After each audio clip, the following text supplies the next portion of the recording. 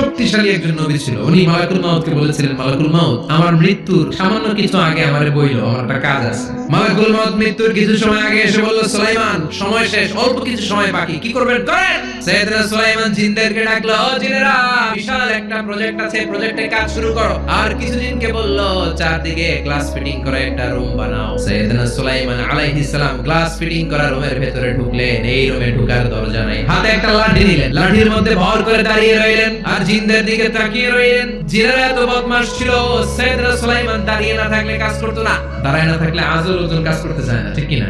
সুলাইমান আলাইহিস সালাম লাঠির মধ্যে ভর দিয়ে দাঁড়িয়ে রইলেন আর বললেন, কাজ করো। জিনেরাও কাজ শুরু করলো। ওদিকে মালাকুল মাউত এসে বলল, সুলাইমান সময় তো শেষ। সুলাইমান বলে, সমস্যা নাই, রূহ কবজ হয়। মালাকুল মাউত ওইভাবে লাঠিতে ভর দেওয়া অবস্থায়, দারুণ অবস্থায় সাইয়েদনা সুলাইমান আলাইহিস সালামের রূহ কবজ করে নিলেন। উনি এমন ভাবে দাঁড়িয়েছেন, রূহ চলে গেল, লাশ হয়ে দাঁড়িয়ে রইলেন। লাঠি